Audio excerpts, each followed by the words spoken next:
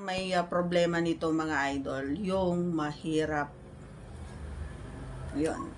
Ayan. Kung gusto mong malaman ang ating kasagutan, maaari na lamang po humingi ng favor na please do subscribe and click our tiny notification bell so that you'll be updated every time we have a new upload videos. Ayan. Syempre, ang pag-uusapan natin mga idol ay para lamang po sa may bukas ang kaisipan at may malawak na pang-unawa. Kung wala po tayo nito, maaari na lamang pong mag-skip at mamili ng mga videos na rarapat para sa inyo. Okay.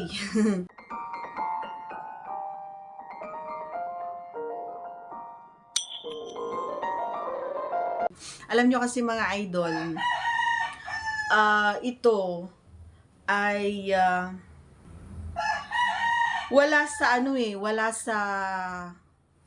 wala sa may edad, wala sa medyo bata-bata, ganun. Wala yan. Minsan, nagkakaroon talaga ng ganun. So, kapag matagal or napapansin mo talaga na may problema dyan sa baba mo, siguradong, mas sigurado ka kapag ikaw ay magpa-consult kumbaga sa mas alam mong makapagsabi kung ano yung dapat mong gawin, 'di ba? Kasi nga yung mga ginagawa natin sa araw-araw, pag ginagawa natin araw-araw at ganun pa rin, ay hindi lang ikaw yung nahihirapan, idol. Kahit ako, kung halimbawa ako yung kapareha mo, mahihirapan ako araw-araw. So, actually, ako kasi may ganun nangyari, no? May ganung eksena na talagang hindi na siya ganun. Alam mo yon, yung akala ko okay na, akala ko pwede nang pumasok or ipasok, yung pala hindi. Kapag naandun na siya sa mismong pintuan at pumapasok na siya, bakit ganun? Hindi siya maipasok kasi nga hindi siya, ganun yun. So, alam mo yung pakiramdam ko, maiinis ako, bakit ganun, di ba? Hindi ako galit ha, nag-explain lang ako. Masyado kong dinidibdib no? Kasi nga na-experience ko yung bagay na ito mga idol, nakakairita. Alam mo yon, yung akala ko matigas, akala ko, puro lang pala ako akala ko pwede na itong, kahit na i-guide ko pa siya, kahit na isama ko pa yung isang kamay ko, or yung ito, na isabay ko doon para lang makapasok siya, hindi talaga mga idol, talagang naalis. Alam mo yung linta na lumiliit tapos lumalaki, ganon siya mga idol. So napakahirap, hindi lang sa part nyo, alis sa part nyo kasi parang na-awkward lang kayo, nahihiya kayo kasi nahihirapan kayo na maipasok. Para sa akin kasi ang nangyari yun, iniisip ko na hindi ako okay, hindi ako magaling, hindi ako marunong, or anong mali sa akin, bakit pangit ba ako, kapalit ng charot.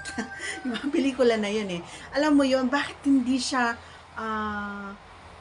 tumitigas, hindi siya mapatigas, ganun yung nasa isipan ko. So, nandun yung pagkairita, alam mo, nandun yung stress, alam mo yun, kasi nga, hindi ko siya maipasok, and nabibitin talaga ako every time na yun. Yung nandun na yung letrang L, and then biglang na B, naku po, talagang napakahirap yung pakiramdam yun. So, alam mo yung ginagawa ko, in the end, kahit na anong gawin niya, no, kahit bumaba pa siya, kumain pa siya, kahit na ganun pa niya, ganun pa siya doon, wala pa din. Kasi nga, iniisip ko, kahit na magpagod ka pa dyan, kahit na anong gawin mo pa dyan, kung yung ano mo ay malambot, wala din, wala. So, ang choice doon bandang huli, tulog na lang. Ganon ang nangyayari kapag nahihirapan talaga ako. So, hindi mo talaga magagawa ng paraan yan, idol. So, ang paraan lang niyan ay pumunta ka sa magpakonsulta ka at itanong mo kung bakit, alamin mo yung mga pwede mong gawin para naman ay makatulong sa'yo, at lalong-lalo na sa kapareha mo.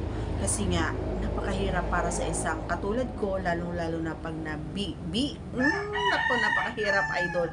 Tandaan mo yan, lagi mong isipin din yung kasiyahan ng kapareha mo, hindi lang yung kasiyahan mo. Kasi nga, kahit siguro isang oras na naandun din ako, sumasakit na yung ganito na, wala pa rin as in.